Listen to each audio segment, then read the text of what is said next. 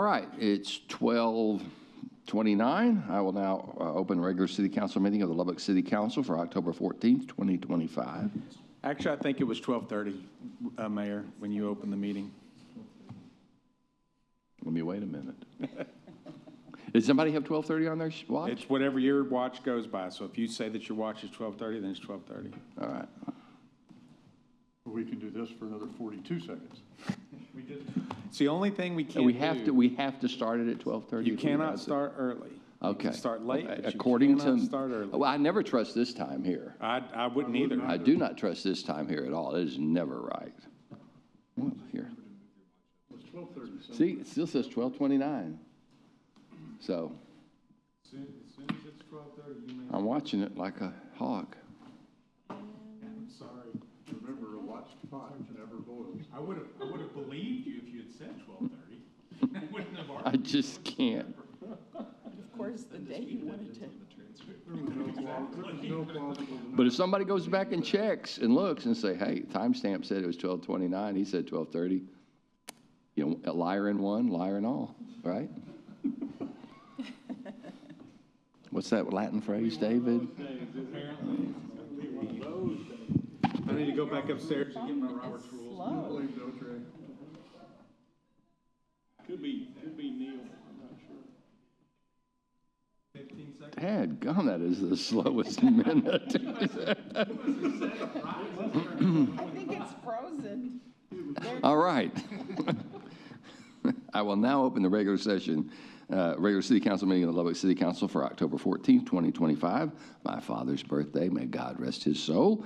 The city council will now recess into executive session in accordance with the Texas Government Code, section 551.071, to consult with and seek the advice of the city's legal counsel, section 551.072, to discuss the purchase, exchange, or value of real property, section 551.074, to discuss personnel matters, 551.076, to discuss the deployment or implementation of security personnel or devices, 551.0761 to discuss and consider matters regarding the critical infrastructure facility, a critical infrastructure facility, and 551.077 to discuss and deliberate economic development matters. The city council is now recessing at still 12:30, and we will be back at 2 o'clock.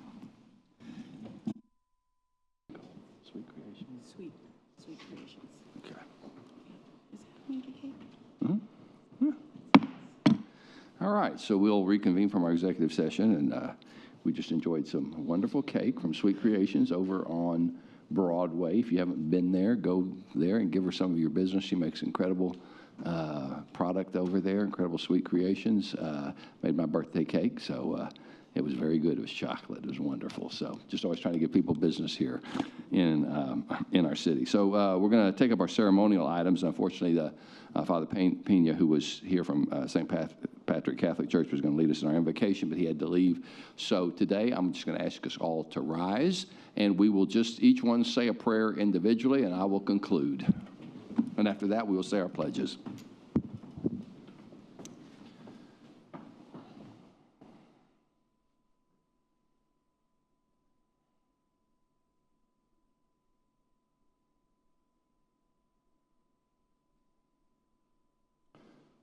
Lord, give us grace, give us wisdom, give us humility to serve you with all our hearts and all our souls and all our minds. Lord, hear our prayers. Amen. If you'll join me in doing our pledges, I pledge allegiance to the flag of the United States of America and to the republic for which it stands, one nation, under God, indivisible, with liberty and justice for all. Honor the Texas flag. I pledge allegiance to thee, Texas, one state, under God, one and indivisible.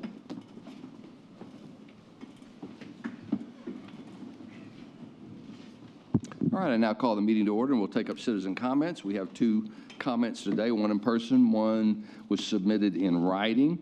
So just to remind everyone who's here today and who's also watching online, according to our rules, any citizen wishing to appear in person before a city council meeting regarding any matter posted on our agenda can complete the sign-up form provided and appear. And when you come forward, if you're here in person, please remember to give us your name and address. You will have 3 minutes to make your comments. There will be a warning bell when you have 30 seconds left and a final bell when you need to wrap up your comments. So our first person I'm calling forward today is James Harris.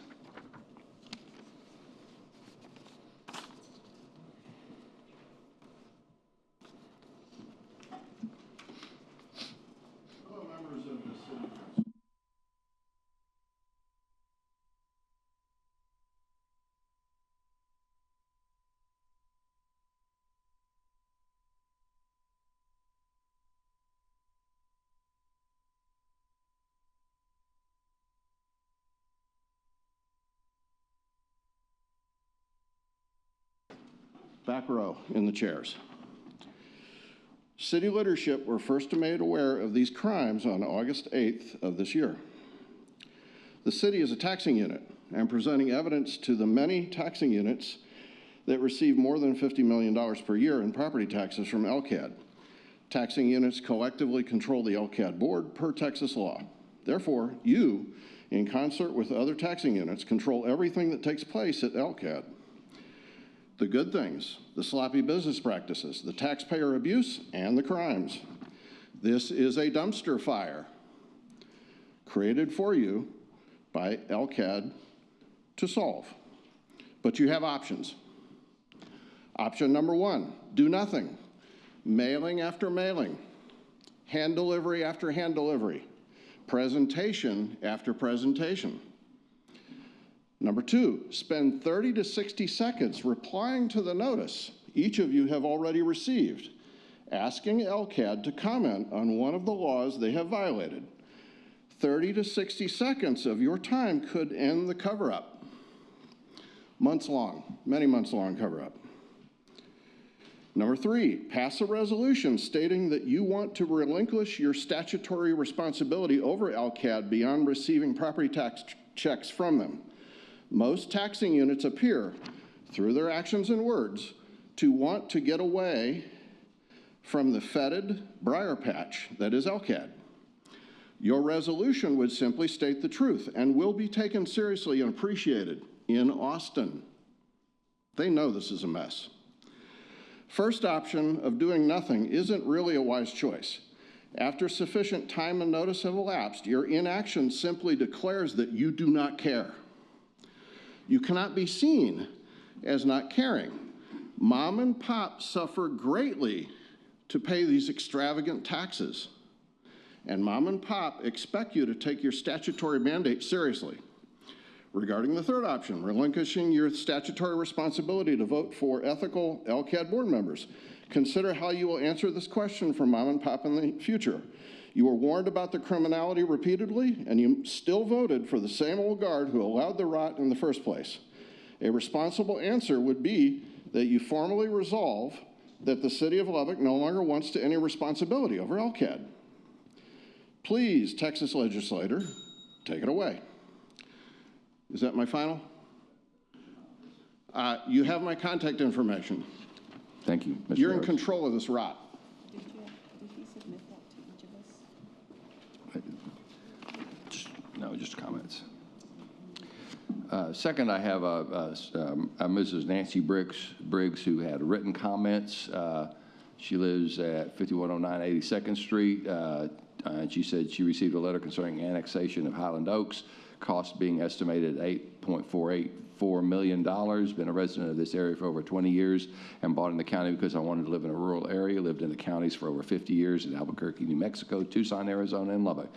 We have fought this process the entire time. It's been a possibility, and it did no good. I feel we were ramrodded into this situation. Whether we voted it in or not, I'm 85 years old, recently widowed, and now live on one Social Security check. I will never be able to afford the costs we are expected to come up with. This home was placed in a reverse mortgage by my husband 17 years ago. I'm trapped here as the values have plummeted because of the annexing. I could never sell it for what it is owed, what I owe on this home now. Therefore, I have no place to live if I moved from here. Any suggestions as to what me and many other residents' options are? Does this mean we are legally bound to pay these fees for water and annexing? And I will be contacting my attorney to see what I can do to remain as is. I cannot come to the hearing, so I want my voice and my concerns to be heard by mail. So I've read those into the record for Mrs. Briggs. All right. All right, we'll now take up item 4.1.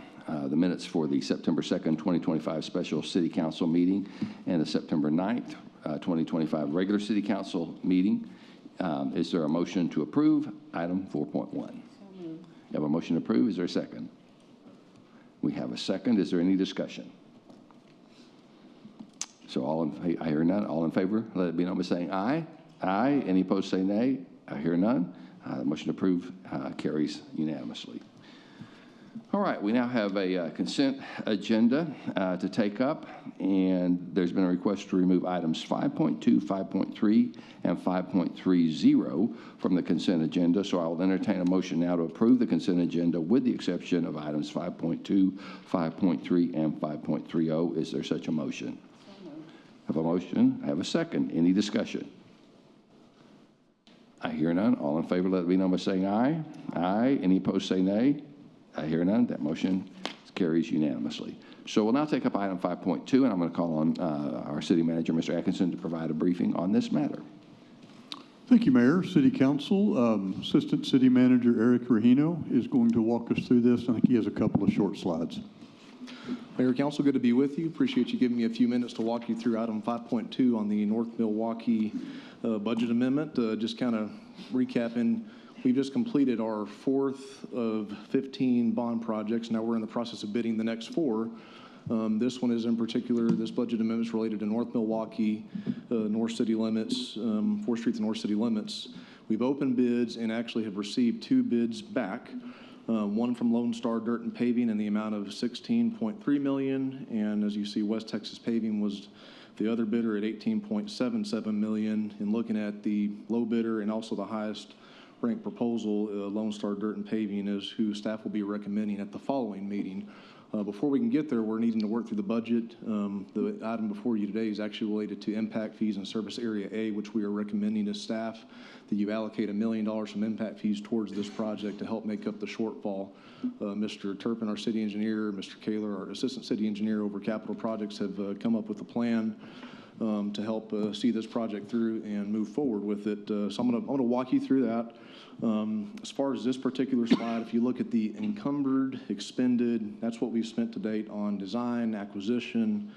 Then if you scroll down, look at your agenda item, which you have before, or you're going to have before you at a later time, $16.3 million for construction. That takes you to an expense today with the proposed contract that'll be coming to you of $19.293 million. What you have appropriated today in the budget for North Milwaukee is $17 million. So it leaves you a little bit of a shortfall. So let's walk through that. So starting at that $19.293 million, we do have another amendment coming related to HDR, the consultant. This is for construction phase services. That one will come to you at a future meeting. And we also have to work in staff time. So we're looking at a cost without contingency of $19.628 million, with your appropriation date being $17 million, leaving you $2.628 million there in red to work through today. We've come up with a plan.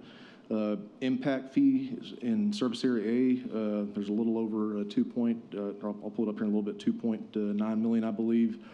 There's $1 million there that we're proposing, which is the item before you today. That $1 million would, in essence, if approved, would amend the budget, move that $1 million into this capital project. We're also proposing to utilize funds that are budgeted in the stormwater fund for arterials. There's a lot of drainage associated with this project with North Milwaukee. There's one coming up that we open bids next week on 34th Street. A lot of drainage, perfectly acceptable to utilize drainage dollars for that, and that's been part of the plan. So $1 million from there, and then fortunately, we did come under budget in our first couple of major projects, 98th Street Alcove to Upland.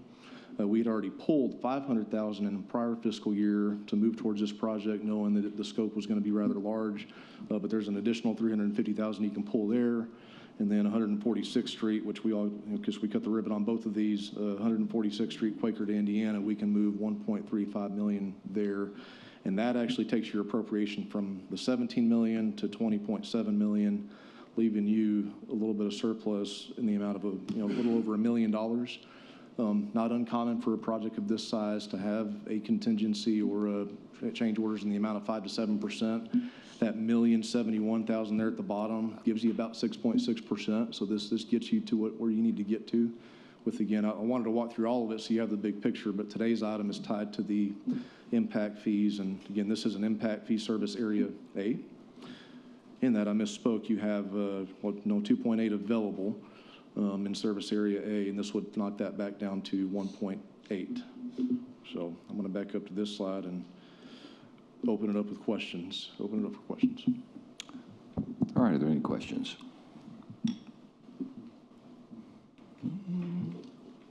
Mr. Collins. Thank you, Mayor. Mr. Eugenio, was the Milwaukee Street, or I know the Milwaukee Street had some reduced scope, the elimination of a traffic signal and maybe some work at the intersection of Marshall. Is that, Yes, sir. That's correct. and is there a ballpark of about how many dollars weren't included in this project that might have been had other factors remained? The cost primarily would be, so there, I'm going to back up just a little bit. So there was an amendment that we did, which is amendment number 2 in the HDR contract to redesign the project. That's initially the project was going to be, of course, the city portion was going to be done by the city. The county also had a bond project that was going to go north, pick up where we left off and go north. They've indicated they're not going to do that, so we actually did a little bit of a redesign. We pulled the signal out. We actually did build all the way through the intersection, built 5 lanes, but because there's no connection to tie into, we're having to reduce that, the usable lanes, to 3. So there's a reduced usability, but the signal would be the big cost there, and you're looking at about $250,000 for the signal that would have been part of this had that proceeded on. Okay, and did you prepare a slide of the additional projects that we have upcoming, the ones that are bidding soon? I did not, but I've got a list here. We've got the one that we're bidding right now that's on the street now is 34th Street, Milwaukee to Upland. That we open bids on that one next week. Following that one, we're getting very close on being able to let Upland 4th to 19th, and then our residential unpaved. So we've got 3 more on top of this one, 4 that we're bidding next year, then 3 the following year. And so 2 of those projects are in Impact Zone A? Is Yes, that sir. correct? 2 of the additional projects? Yeah, and I've got a list if you look there, service area 34th Street, the next one that we're going to be opening bids on is also in service area A, but there's the list of total bond projects that are in the various service areas. And so there will be approximately $1.8 million in remaining funds in impact fees available for these other 2 Area A projects. Yes, sir. Is that all the Area A projects that are upcoming? No, sir. There's others. You've got a list. You've got various sections of the Upland projects that are coming up that will be at a later. I mean, there's a few that are bidding next year. Okay. Well, and I bring this to conversation. This is what impact fee money was for, or at least one of the designated uses that we could use those dollars for. The 34th Street project from Milwaukee to Upland is going to be significant. Was there a contingency originally included in the 22 bond package? There wasn't separate contingency like we did in 24, but was there a percentage of contingency made available? We did work in a contingency, but based on the construction prices we're seeing, the current, and we hope it's, it comes under this, but the current OPCC for 34th Milwaukee to Upland, pending a probable cost, so construction cost. Sorry, I use an acronym, Mayor, I apologize.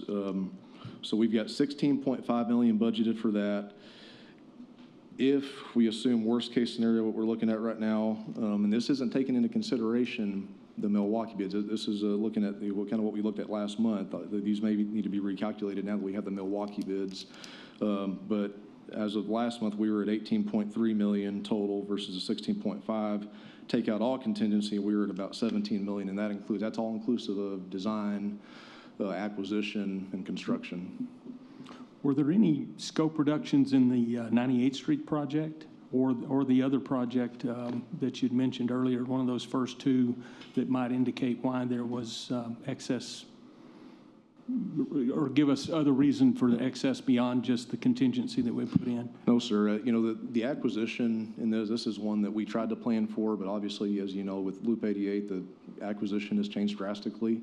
And I think we're paying a little more on that side and maybe needed a few more parcels than we expected. But I would tie the additional cost more so to increased construction cost and the acquisition that's needed to occur for all the projects to happen. But no reduced scope on those that you just referenced. And so those last two projects will bid out. You said one will bid next week and the other? The other one's, 34th Street's already on the street now. We open bids next week, and then Upland 4th and 19th will bid next month.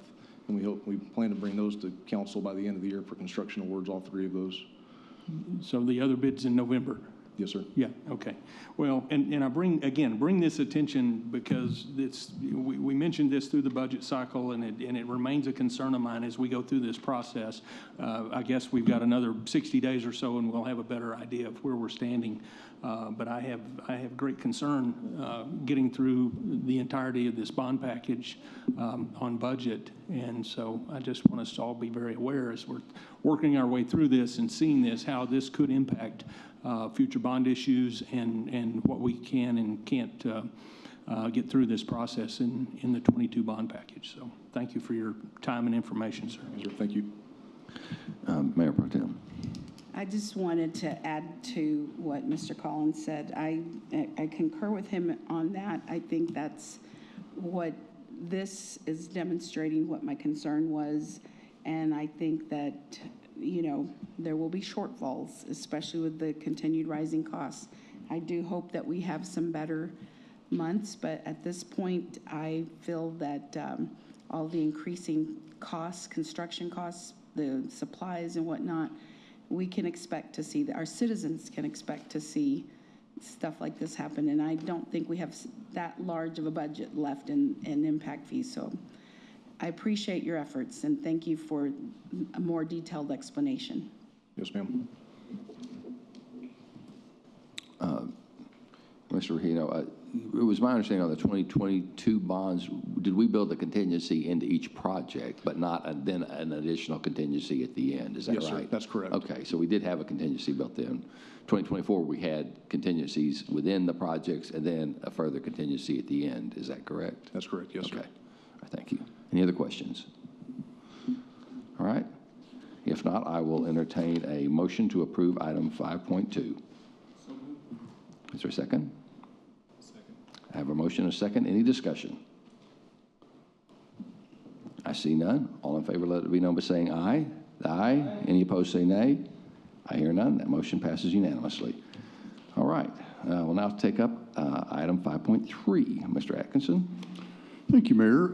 Item 5.3 is being brought to you today so that the city of Lubbock can update its purchasing policies in provision with the recently approved Senate Bill 1173 that was passed or brought forward by our own Senator Perry. So currently today, and truly has been for a very long time, $50,000 is the threshold at which either the manager or the manager's designee can approve a purchase. There are still competitive purchases. They are not necessarily what we would consider a formal sealed bid, which brings extensive time and expense to do that. We all know what's happened to the cost of goods over the years.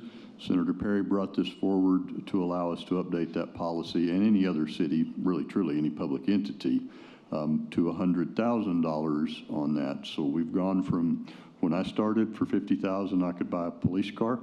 I can't today, but I could at $100,000. Council, if you have questions as to what this would capture from us, Mr. Jimenez, our CFO, Chief Financial Officer, I think has numbers, and between the two of us, we'll answer any questions you may have. All right, are there any questions? Mr. Glasheen. Thank you. I pulled this agenda item from the consent agenda just to talk about it a little bit. The $50,000 limit at the time that it was in place, if you adjusted it for inflation, would be about $76,000 in today's dollars. And so this is not just an increase in absolute dollars, it's also an increase in the relative amount of purchasing power we are delegating without any significant amount of oversight from the council. You know, I think that we have a very smooth and efficient system to approve most contracts and amendments on the consent agenda, but that still gives us, as the council, oversight on how the dollars are being spent, where they're going, and what sort of trends and projects there are across the city operations. And so, given that it takes very little effort for us to maintain oversight on these transactions, I think it is our most important responsibility to citizens. So I would recommend that we keep the current $50,000 limit in place. If we wanted to adjust it, I would suggest more of an inflation-adjusted number, somewhere around the $75,000 range. Would you like to make that in the form of an amendment? If time for discussion is I think the amendment's appropriate at any time, or do we? Do we have a motion yet? There's no motion. No, there's Yeah. no motion. So Okay. he could do it, if you're ready to call for motions, he could just make that as the very first motion. Okay, so let's see if there's any other discussion before I do that. I'm not seeing anybody. And I'll move to disapprove item 5.3.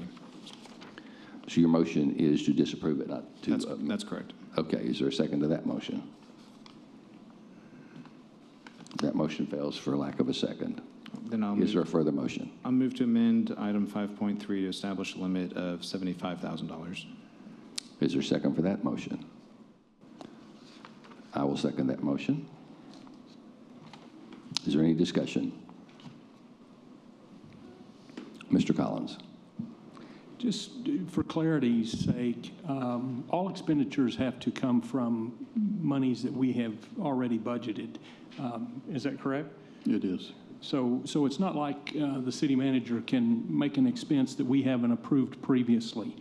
And so, you know, how much engagement we as the council, I think, are required to make has been made through the budget process.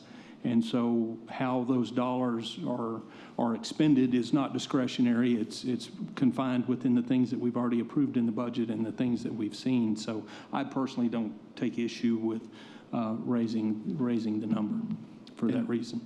My comment on that is that, and it's a criticism that I've expressed in the budget process, is that we approve very broad categories of spending. Professional services for an entire department, for example, that doesn't give you any idea on how the money is being spent. And so you can say that, okay, I approved X number of dollars for the Parks Department to do professional services, right? But you don't have any idea how the money's actually being spent. When it comes through and you see that there's a mowing contract that's significantly more than last year, then this is our opportunity as the oversight for how tax dollars are being spent to engage with management on that, get answers about it, and often there's a good explanation for how the money is being spent. But I think this is a very important part of our oversight that we shouldn't relax.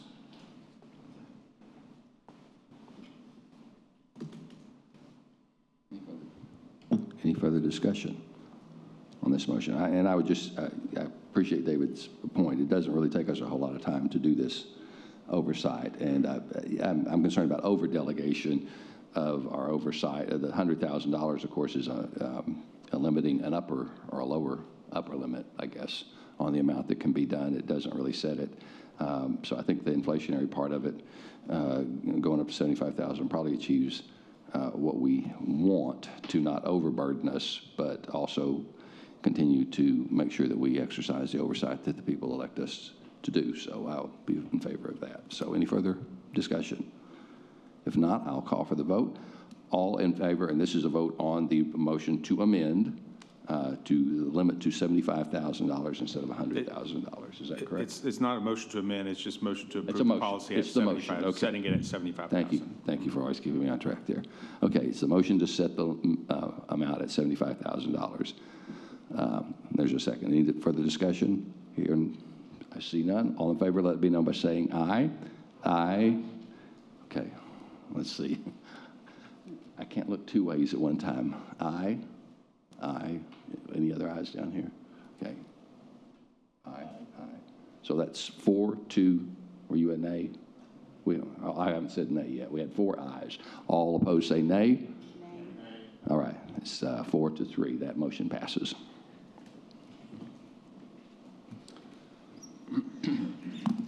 All right. Now we'll take up item 5.30. And Brianna, you're here to go over this. Our Business Development Director. Thank you, Mayor. Good afternoon, Mayor and Council. Item 5.30 is Amendment 2 to Contract 16316 with the Broussard Group, TBG Partners, who has been our primary architectural design firm throughout the downtown park construction process. Following the approval by the council at our meeting a couple of weeks ago to move forward with an amended design for the downtown park project, we went back to our consultants. And so what this amendment does is allows them to go back to the construction documents and amend those documents based on the fact that we removed some significant components of the park, primarily being the splash pad.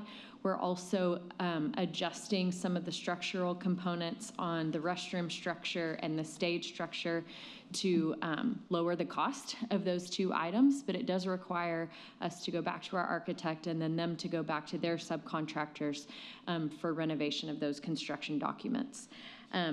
You will also see in your backup that we've escalated some, or they have escalated some of their fees to 2026 pricing. This contract was originally executed in 2021. We've amended it twice, extending the contract, and they've never asked for a price increase. So they are asking for us to move to today's prices with this amendment. And then we also added some design components, $10,000 for the design of our donor wall. That was never included in our original contract with TBG, as we didn't know the scope of how many donors that we were going to have, at what levels we were going to have them, and how we wanted to honor them in the park. So now that we are essentially close to done fundraising for construction, we can now go back and design a wall based on the donors that we've secured over the last several years. With that, I'm happy to answer any questions that you all have. Mr. Bashir. What is the source of the funds that are going to pay for this contract?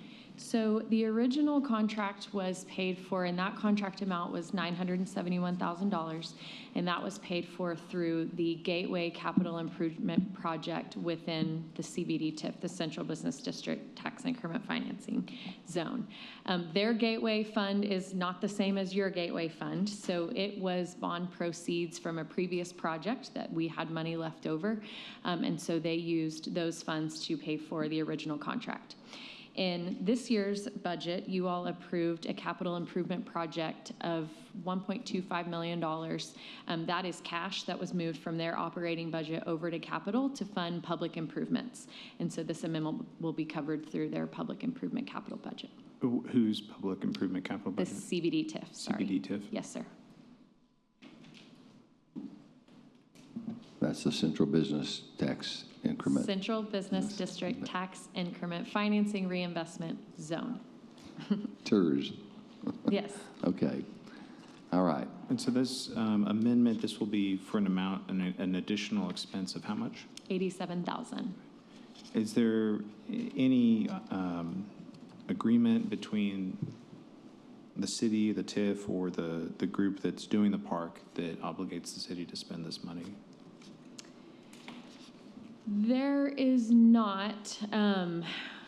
The existing contract that this is amending is between the landscape architect and the CBD TIF approved by you all. So it's really between the city and the architect. This is an amendment to that contract, but it is adding services. The 2026 pricing, I think if we decided not to move forward with this, I don't know that they would continue on the work that they've already started. So that would be our only obligation. So my other thought is, one of the selling points of this park was that it's to be privately funded and privately operated, but, the city and its related entities have contributed significant amount of money and valuable land services to the park.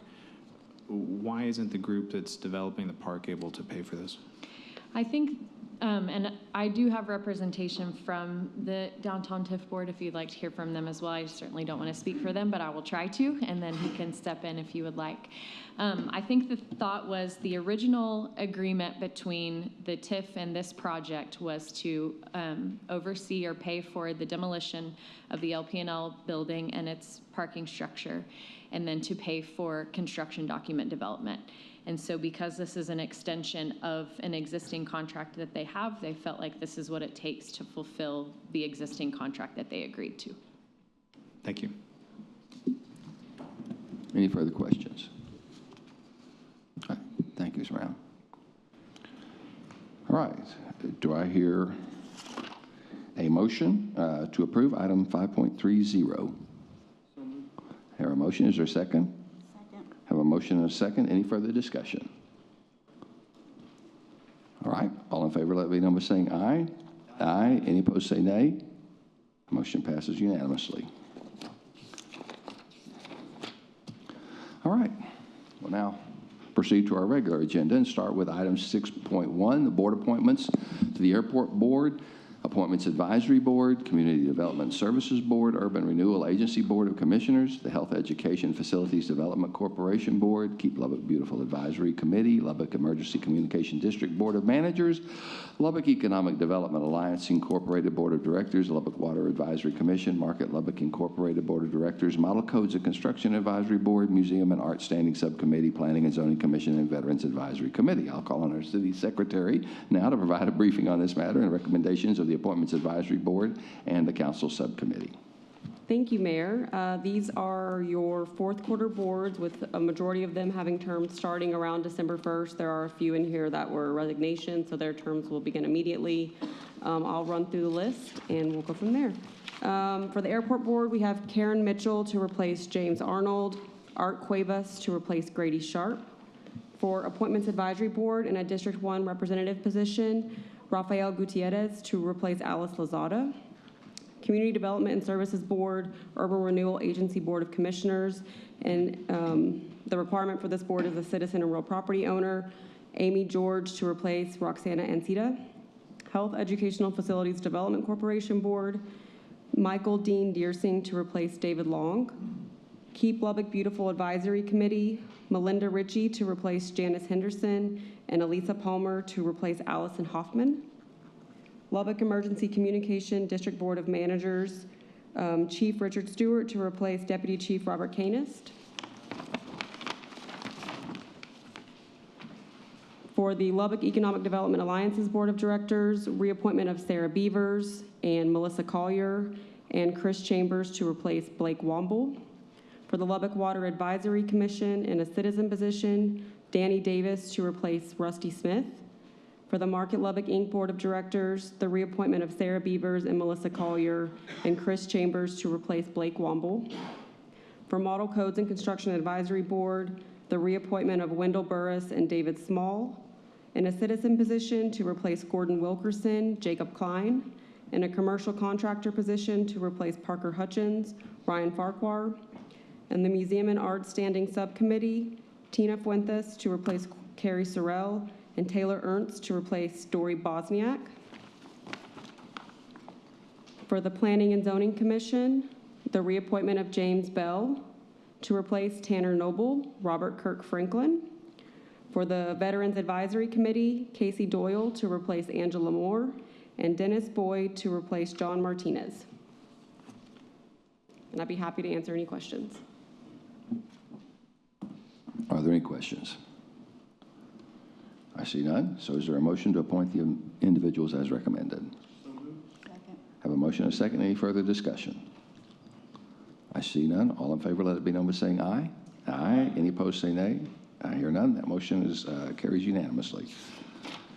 All right, we'll take up item 6.2 now to consider appointments to the Electric Utility Board. Thank you, Mayor. These recommendations come to you from the electric utility boards themselves, as well as from your council subcommittee. It is being recommended to reappoint Mike Stevens, Solomon Fields, Edwin Davis, and Edwin Schultz. All right. Is there a motion to approve the appointment of these people to the Electric Utility Board? So moved. Have a motion and a second. Any further discussion?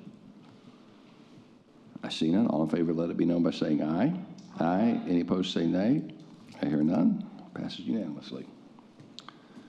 All right, we'll now take up item 6.3. Consider a resolution nominating candidates to serve as appraisal district directors for the Lubbock Central Appraisal District. I'm going to again call on our city secretary to provide a briefing on this matter. Thank you, Mayor. The two individuals up for reappointment today are being nominated. All you're doing today is submitting names to be submitted for a ballot. I'll come back to it at a later time for you all to cast your designated votes. The two directors who are up for reappointment would be Brady Gowen and Greg Jones. And with that, I'd be happy to answer any questions. Are there any questions? All right, I see none. All right, I will entertain a motion to nominate these two persons to the appraisal district directors for the Lubbock Central Appraisal District. Is there such a motion? So moved. Have a motion? Is there a second? Second. Have a motion and a second. Any discussion? I see none. All in favor, let it be known by saying aye. Aye. Any opposed, say nay. I hear none. That motion passes unanimously. All right, we move on to item 6.4, public hearing to accept public comments on the service and assessment plan and assessment role for the Highland Oaks Public Improvement District and the proposed assessment levy against property within that district, and to consider the adoption of an ordinance accepting and approving a service and assessment plan and an assessment role for the Highland Oaks Public Improvement District. And as a reminder, the purpose of this public hearing is to hear from members of the public. The council may ask questions of staff during the public hearing, but no discussion of the merits will be conducted by the council during the public hearing. I'm going to now call on our Business Development Director, Ms. Brown, again to provide a brief summary on this item. Thank you, Mayor, Council. As stated, item 6.4 will be a public hearing and first reading of the assessment ordinance for the recently created Highland Oaks Public Improvement District.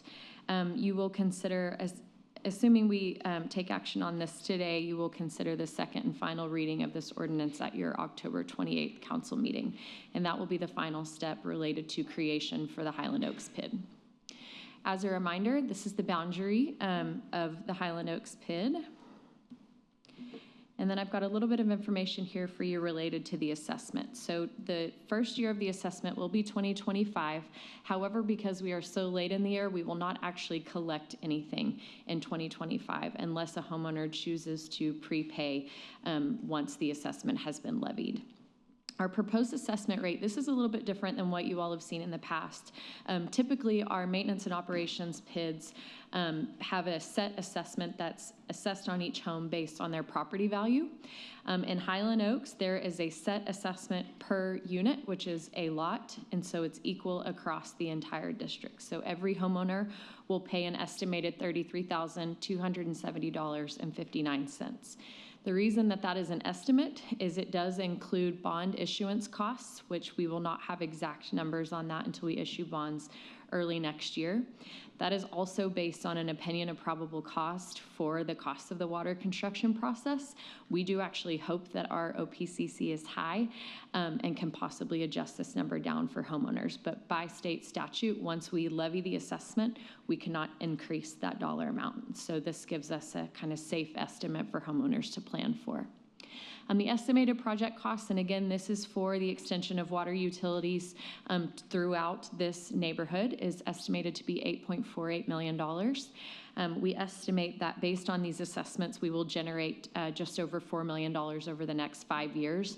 We're required by state statute to give you a 5-year snapshot of an estimated budget. Obviously, we will continue to collect over the 20-year life of the bond. For your public hearing, should you have objections to the proposed assessment, you are required to discuss and pass on any of those objections before you can consider the first reading of the ordinance. And with that, I'm happy to answer any questions. Are there any questions for Ms. Brown? Mr. Collins? Clear, we were going to collect approximately $33,000 per unit, and that's over the course of 10 years, so $3,300 per year is the assessment? 20-year bond, more than likely. So they will pay that. They have the opportunity to pay that out over the 20-year period. Not 10, so it. Correct. But with interest accruing, I'm assuming on the note for the work, so they can pay it up front, or they can. Yes, you can pay any portion of your assessment at any time, since it is that set rate. We will work with a PID management company that will actually work directly with homeowners as they make those prepayments, so that, let's say we had an instance that somebody came in on November 1st and wrote us a $33,000 check, and then the project came in lower, then MuniCap, our partner for public improvement districts, would issue them a refund once we had the correct construction amount. So this amount is subject to change, but can be, you could make it in 5 payments over 5 years, or if somebody needs the full 20 years to pay it off, then they have that ability as well. So to the point of the letter writer that the mayor read, that particular property would see an increase of approximately then $1,600, $1,650 in their first year. Is that Correct. correct? Yes. Yeah, okay, that was the point I was asking. Yes, and you do. Trying to get to. If property owners are in a position to pay their assessment off early, then they do save on the management fees and some of that interest cost based on the bond. So there is an opportunity to save some money if you have the capacity to pay off early. Thank you. You're welcome. Mayor Pro Tem?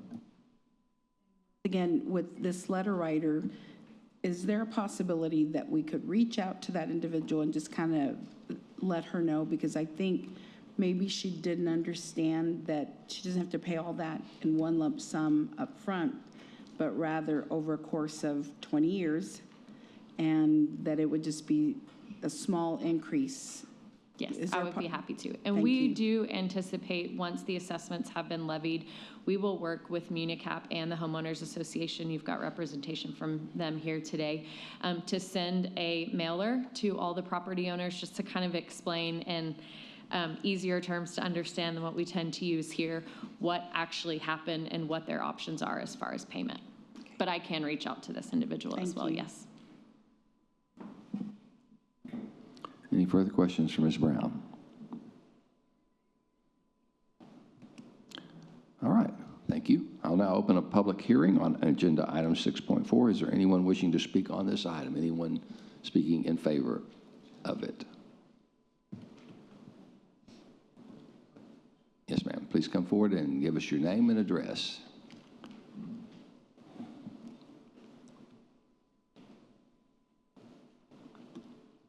Shannon Hanson, 5502 158th Street. It's hard to not say County Road. I'm with the Water Committee, so I'm just here to thank y'all for your time, and if y'all have any questions from our committee. Any questions for her committee or for her? I see none. Thank you for being here. Anyone else wishing to speak in favor of this? Anyone here to speak in opposition to it? I see none, so I will close the, check the time here. I will close this public hearing at 3:31. All right. Is there a motion to approve item 6.4? So moved. Have a motion. Have a second. Any further discussion? I see none. All in favor, let it be known by saying aye. Aye. Any opposed, say nay. I hear none. The motion carries unanimously. All right, we'll move on to item 6.4 to consider a resolution approving and granting a variance from the applicable 300 feet minimum distance provision of the City of Lubbock Ordinance Number 2009-00060 at 6620 Milwaukee Avenue, Suite 700, for an alcoholic beverage permit for Shanghai and Tokyo Cafe. And Ms. Sager is here to brief us on this matter. Good afternoon, Mayor and Council. As you stated, item 6.5 is a variance request at the property at 6620 Milwaukee Avenue, Suite 700. The restaurant in question is requesting a TABC permit for wine and beer retailers on premise. This is a map showing the subject property outlined in red. There is a daycare to the south, about 125 feet away, measured property line to property line. The school to the west is about 310 feet away, so it does meet the separation requirement. So here's an aerial just to give you a better view. The subject property is outlined in purple. The green, Suite 100, is another restaurant that was approved for a wine and beer retail dealers permit back in 2016. And then the restaurant in question is looking to locate at Suite 700, and then the daycare outlined in yellow. And I'd be pleased to answer any questions. Are there any questions? I see none. Thank you, Ms. Sager. All right. Is there a motion to approve item 6.5? So moved. Second. Our motion and a second. Any discussion? Mr. Glasheen. We've looked at a couple of these, and the council has made some inconsistent decisions across the different types of categories where we've allowed alcohol variances to take place. And I think it's important that when we look at these in terms of requests for variance, is there something unique or special about this property that qualifies it to be an exception to the rule? And if we want to have a discussion about changing the rules so that we don't have to have these variance requests, then that could be something different, because I think many people would look at this situation and say, you know, over 200 feet away from a daycare, it's appropriate to have a place that will serve, you know, beer at lunch or something like that. But I don't, as a routine matter, like for the council to be granting variances just because somebody's come and asked, and it's created inconsistent decisions even in our short time here. So I would encourage us to disapprove alcohol variances, and if we need to reevaluate the larger ordinance, then we do so deliberately. Any further comments or discussion? Ms. Mayor Pro Tem. David is definitely right. There have been inconsistencies, but I think my question is more for this daycare. And if I could have Kristen, where are you? There you are. Did this daycare come after? And I know Tika Shack was already there. Were they built later? Yes, this daycare was built in 2023. Okay. Mm-hmm. Thank you. That's all I have. Okay. Mr. Collins. Did the last one that we visited, the daycare had actually written a letter of consent, if you will. Did we receive any communication from this group at all? We did not receive a response. Okay. They were notified. Well, and I can concur with Mr. Glasheen. I feel like I don't really take any exception to this, but I do think that we need to re-examine the rules and make a determination to take this piece out of the process, because if we're going to approve these, then we're really not giving a variance. We're just saying this is what we're going to allow.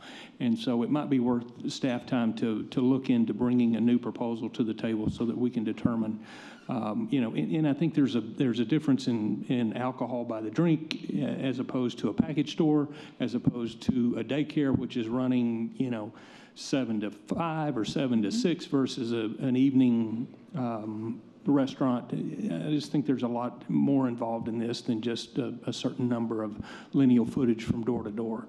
So, you know, we might want to come back with that at some point and let us get some clarity there. Dr. Wilson. I agree with what Mr. Collins said, 100%. We definitely need to bring it back. We need to separate these out so we don't have to continue to vote on these. What I'm not in favor of disapproving this and punishing a business who's trying to build in a commercial area where a daycare chose to then build. I mean, obviously I can't guess if they would be opposed. They did not respond, but I mean, this is a highly commercialized area with many restaurants that serve alcohol. But I do agree that we need to relook at these so we don't have to be inconsistent. So I will be in favor of this because I'm not going to punish a small business for the fact they're trying to open a restaurant on Milwaukee. My question is Mr. Wade, for you, is this 300-foot, that's just in our ordinance. It's not any sort of a requirement at the state level or anything. This is something we have set, right? No, it's actually, 300 feet is actually a state. It is a state rule. And they allow you, in state law, they allow you to do a variance. They allow a governing body to do a variance. And so the point is, this is more or less, it is a position the state has taken, but giving us the ability to vary it based on all the circumstances, the totality of the circumstances, and not just a hard, fast rule. That's correct. And so that's why I say we do, I think, need to take into consideration all factors. I hate that we have to keep dealing with this. I agree with you, but if we can't change it, it is what it is. Mr. Glasheen. Mr. Wade, is the state establish the distances for these other land uses, like the daycare, for example, or is that a local? So it's my recollection that it does include daycare within the state law as far as the distances from whether it's an educational facility, a daycare facility, private or public school.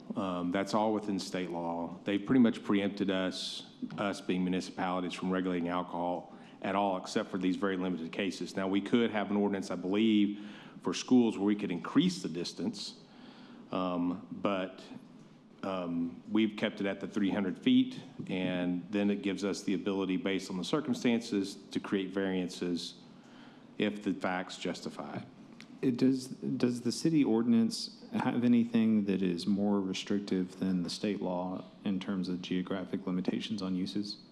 Not for alcohol, because we can't. Well, thank you, sir. That changes my perspective on it. If this is not something that the city can control, then I think this is an appropriate land use, and I'd support it. This is the type of situation then that I think would be appropriate to grant the variance. Any further discussion? All right. So all in favor, let it be known by saying aye. Aye. Any opposed, say nay. I hear none. That motion passes unanimously. All right. And now we've got an interesting item on our agenda here. We're going to take up item 6.6 to consider an ordinance on first reading, amending several provisions to Chapter 4 of the Code of Ordinances as it relates to animals, and adding a division entitled Division 2 Dangerous Dogs to Article 4.06. These are all things we've been discussing for a long time here, so I'm going to call on our Mayor Pro Tem. Well, okay. Who is? I think I am. Right? Are you presenting? Yes, but you're answering questions. We'll be happy to Okay. answer questions. I'll address Mayor Pro Tem first to provide a briefing on this, and then Mr. Green is here to answer any questions. Yes, we are tag teaming because this, after all, is impacting the entire city. Pardon me. I was just saying that we are tag teaming because it is impacting all the city. So Lubbock Animal Services ordinance change. We'll go to the next slide. The differentiation between dangerous animal and dangerous dog. I know that we've talked about that before, but currently city ordinance does not clearly distinguish between a dangerous animal and a dangerous dog. And the goal is to establish clear and consistent criteria that differentiate between a dangerous animal and a dangerous dog. The definition and criteria for a dangerous dog in this ordinance will be aligned with Texas state law. The dangerous dog hearings are no longer required to declare a dog dangerous. And so time to get into compliance would be increased from 15 days to 30 days. And an appeal can be filed within 15 days. If neither occur, then the owner must turn the dog into Lubbock Animal Services. And liability insurance would be increased from $250,000 to $1 million. I know that Dr. Wilson has promoted that in the past.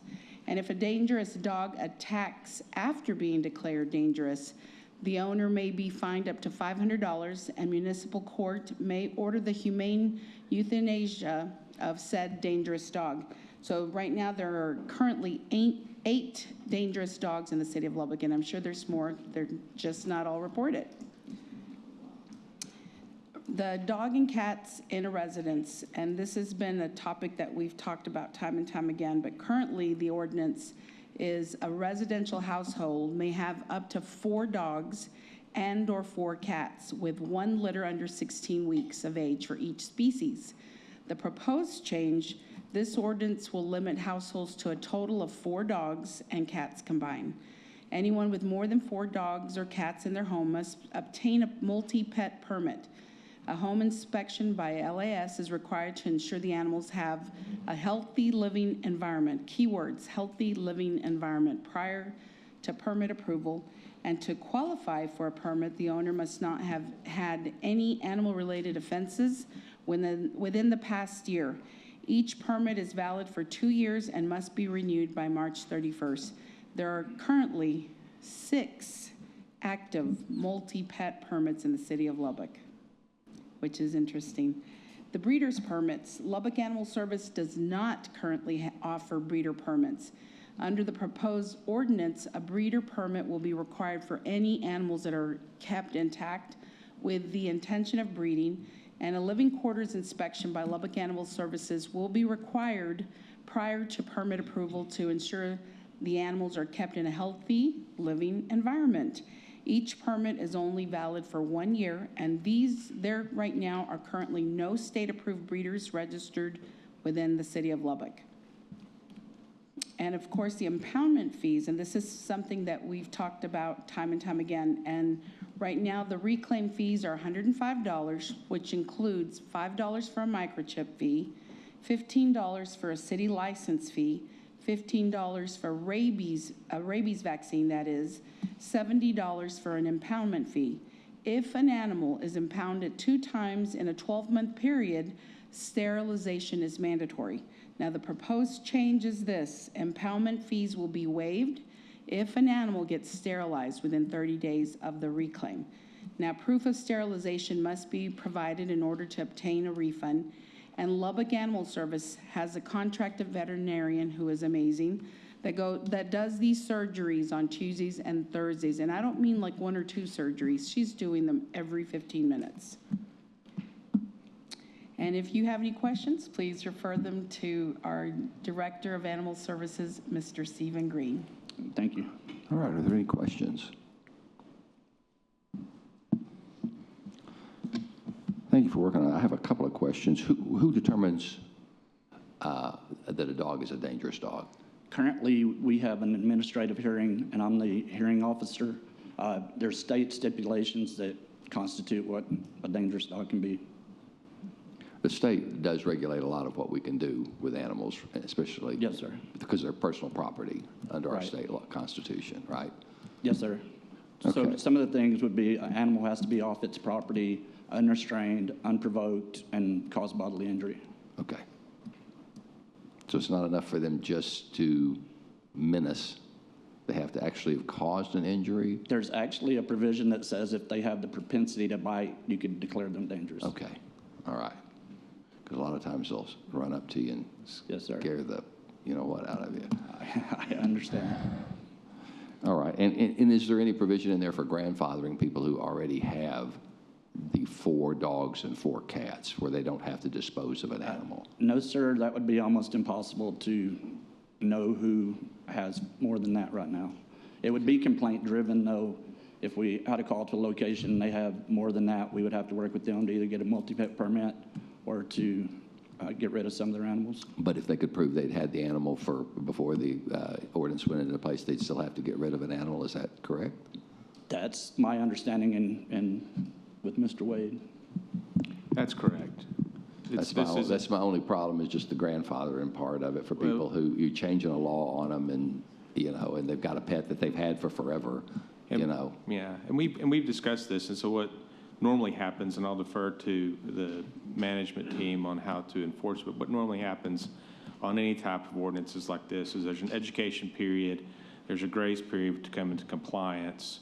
And so whether or not any tickets are issued over a period of time, will be up to management. And of course, in the prosecutor's office, that would be something that we would also take into account as to whether or not they've had these animals for a long time. But it's an immediately effective ordinance once it's passed and published appropriately. Yeah, I'd hate to have to choose between my animals, which one stays and which one goes. Well, and as you do have a multi-pet permit provision. You can do the. Yeah. Well, but if you have more than 4. That's it. You can have a multi-pet permit. You can still have, I think we're limited to the number of So animals. without getting a multi-pet I permit, gotcha. you're So you can have as limited many to 4. animals as you want if you have a permit? That there is no limit within the deal, but it's going to be subject to the inspection and what's held in safety, okay, all right. et cetera. Okay, very good. That answers my question then. Mayor Pro Tem? No, Dr. Wilson. Oh, Dr. Wilson, I see down here, yeah. Can we go back to the slide on the permits? Sorry, I know we just got off of it. First off, Mr. Green, question, cost for multi-pet permit and a cost for the breeding permit. Do we have a cost laid out? Like what are we going to charge people? I don't know that, I think $100, but I'm not exactly sure on that. The multi-pet permit's $40. So multi-permit is 40 currently. I'm sorry, I'm not sure I have the answer to the question, but what is the Yeah, what permit? are we going to charge people? What is the permit cost? Yeah, I believe it is $100, but I could be wrong on that. I'll have to defer to my animal experts. Bill? So that's my next question. $100 is correct, yes, sir. 100 for both is what we're, okay. No, ma'am, 100 for the breeder's permit, a multi-pet permit would be 40. So 40 for a multi-pet, 100 for a breeder. Yes, That's, ma'am. okay. And so I think my next question is, with these home inspections, with the language of it being required, so I have a little bit of concern with that, just on staffing. If we have, 5,000 people that say, okay, great, we'll come into compliance, we need a multi-pet permit, we have 5. How are we going to manage that? I think maybe we need to change the language on that it's required, or that it can be like something that we can go in and actually do it if we need to, but not all 5,000 may need to have a required inspection. Because I do worry about, you guys are limited in staffing already. Yes, ma'am. Trying to put that kind of burden on Lubbock Animal Services to say that they have to all be required. But I do think it's a great tool. That way, if you've got somebody who is, got multiple animals that is requesting that multi-pet permit that we know that has been a problem, or that we've had issues with or complaints, or they're not in compliance, that we can then use that as a tool to say, now you're going to be required to have an inspection. But requiring every single one of them to have, who's going to be permitted to have an inspection, I think is unrealistic in a city this size. So we may need to change the language on that just a touch. Yeah, my other concern is just the cost of administering that. If it is required, $40 is probably not going to cover the cost of what it's going to take to staff up and do those inspections. So that's maybe another little part of it that is an issue. Any other questions? Mr. Goshen.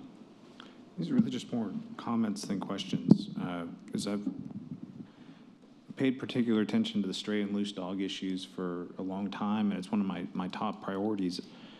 I don't think that any of the provisions in this proposed ordinance are going to meaningfully reduce the number of stray and loose dogs that we have on the street. It's not going to make our communities safer.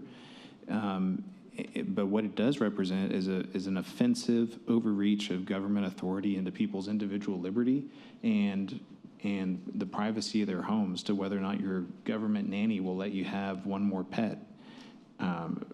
Just looking at the dangerous dogs, for example, you have all these additional provisions about dangerous dogs, but the real problem, even as you noted, Mayor Pro Tem, is that there are 8 listed in the city. And I think your comment, I wrote it down because I thought it was accurate, they're just not all reported. Every single one of these flaws that I'm going to point out in the ordinance ties back to the ultimate issue, which is manpower and enforcement of stray and loose dogs. If we don't have the manpower to answer the phones when people are making calls to animal services, we don't have the manpower and the dispatch logistics to get officers out to the scene quickly to respond to stray and loose dogs, that's the bigger issue than the fact that we have only designated 8 dangerous dogs. We're not going to have the manpower to go and do insurance liability checks and the other dangerous dog checkups that are required. The amount of insurance is pretty arbitrary as well. You know, right now, you'll struggle, and I'll tell you, in my law practice, I do injury and death cases. I've handled dog bite cases, and I can tell you that most insurance policies specifically exclude dangerous dogs.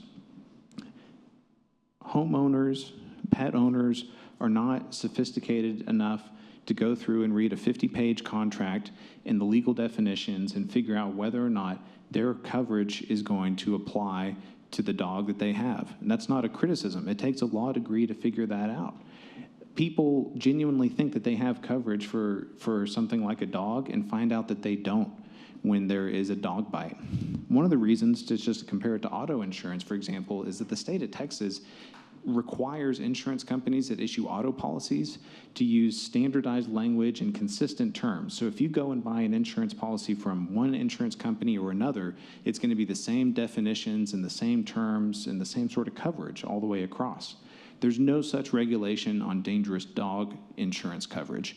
And so even if somebody provides proof of coverage to an animal services officer who's doing an inspection, there's really no one outside the city attorney's office that could tell whether or not that is effective coverage that's going to apply to a potential dog bite.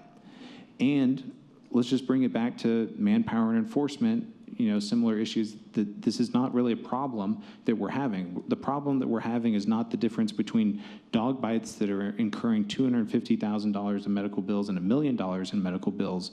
The problem we're having is stray and loose dogs on the street that are preventing people from walking down the street, going to the park, playing with their kids outside. So these are solutions to things that are not the core problem that we're facing. And I mentioned that this is kind of just a very offensive overreach of government authority, because you have to allow the government inspector into your home to check on the animal and its space. And I've read the ordinance. There's not any sort of hard and fast guidelines on what's going to be considered, how much space is required, if the dog needs outside space. It's very vague language. It's going to be left ultimately to the discretion of a fairly unaccountable government employee. And so it's going to create, it has high potential for inconsistent outcomes if we even have the manpower to go and do these home inspections. The problem is not, for example, talking about the number of pets.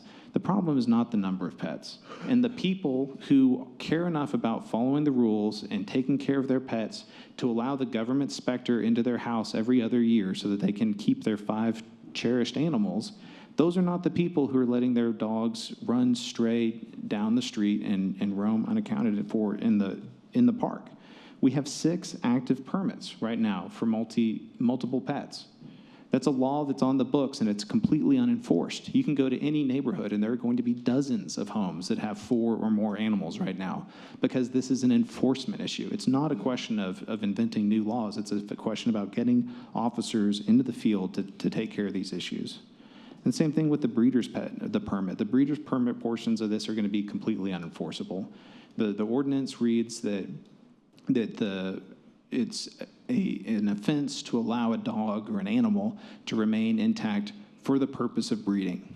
So you can have any other purpose that you want to keep your animal intact, and you're not in violation of the ordinance. And there's no animal enforcement officer or police officer who can peer into your mind and determine your intent for it. It's an offense to let an animal breed. Okay, well, unless we catch them in the act, or we get Maury Povich down here to figure out who the dad of the dog is, we're going to have a completely unenforceable law. The problem, of course, is not that the law-abiding citizens who are going to go through the time and effort of getting another government inspection into their home by arbitrary criteria. Those are not the people who are being irresponsible breeders. It is the hundreds of other breeders in the city who have not currently applied for any sort of permit or oversight that are going to be the ones who are continuing to break this law. We're not going to see a reduction in the number of straight and loose dogs unless we focus on the core issue, which is field enforcement operations. the mayor mentioned an excellent issue with this that we need to address is the grandfathering issue. And that without any sort of provisions in place to allow people who are currently responsible pet owners with more than 4 pets, they're going to have to pick which of their pets to give up in the face of this ordinance, which is unfair, and it's punishing people who are responsible pet owners who are not causing this problem. But the flip side is, if you put in a grandfathering provision, you're going to have 20 years of essentially unenforceability because you can say, oh, no, that's the dog that I had 20 years ago when the ordinance passed and he was a puppy. So it's an unworkable solution either way, which I say is a reason that we need to scrap this limitation entirely. So the sterilization to get your dog out if it's gotten out twice is a real imposition on a person's property rights, and it's a loose fit for the problem of stray and loose dogs. To give it the very best argument is that dogs that are intact may be in heat or want to breed, and so they try to get out of their yard to find a mate. Well, there are just as many spayed and neutered pets that are on the streets getting picked up on a regular basis. The sterilization is not a tight fit to the problem that we have of getting stray and loose dogs off the street. So I'm against all of these provisions in here. I hope that this has raised some serious issues that we can address now, these concerns with staff, and make up your own mind on it. But I think that this is, as a slew of proposals, would at the very least need more time. And I think that this should be a reminder for us that we've got to focus on increasing the resources and the accountability of the department for its field operations. All right, we have another matter we need to take up, and we're kind of on a time frame on it. So I think there's 2 ways we can handle it. We can have a motion to postpone the discussion on this ordinance or any action on this ordinance to a date certain, give us all time to review it, or we can just recess into executive session to deal with what we're going to deal with there, and then come back and continue the discussion. You can recess into executive session for the other matter and just suspend your discussion of this agenda item and then bring it back up as soon as we're done with executive session. Or if someone made a motion right now to postpone this to a future agenda item, you can certainly do that at any time. Okay. Is there a motion? Mr. Collins. I would move that we postpone this date specific to October 28th to continue the discussion. All right. I have a motion. Is there a second? Second. There's a motion and a second. Any discussion? Yes, I just wanted to say that there is a need to maybe review some of this, but we definitely need to be doing something. This has been an issue that since the mayor and Dr. Wilson and I have been in office, it's been constant, and now you guys have inherited this issue. We have to start somewhere. We need to do something. A lot of these recommendations came from our advisory committee and staff, and we've got to begin the process. Maybe there is a little bit of a need to make some modifications, but I do believe that we've got to start somewhere. We've got a big problem with loose and stray dogs, and the attacks continue. So I think that's important, but I will call for the motion. All right. I still have Mr. Harris and Mr. Rose. If you want to speak specifically to the motion to postpone. Okay. Now, Mr. Harris, Mr. Rose? Yeah, okay. Yeah, I'm just not prepared to vote on we haven't really looked at the ramifications. I think there's some overreach on this. I am totally in favor of taking a look at it at a later date. All right. Then all in favor of postponing any action on this until October 28th, let it be known by saying aye. Aye. Any opposed say nay. I hear none. It's done. We are now going to recess into an executive session, and we will come back out of executive session. We're going to be hearing a report from an assessment on the downtown project, and when we come out, it's my intention then to authorize the Lubbock Experience Incorporated, who we hired to do that assessment, to release that assessment to the public so that they can see that assessment. But our discussion of it as a council, because it involves matters under 551.071, legal matters 551.072, purchase, exchange, or value of real property, and 551.087, discussing and deliberate on economic development matters, will be held in executive session. We are now in executive session at 4:01.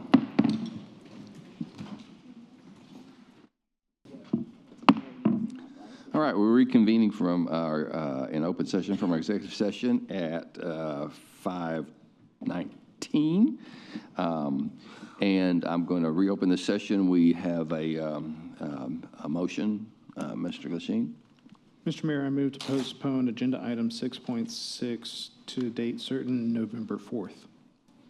All right, we have a motion to postpone consideration of item 6.6 to November the 4th.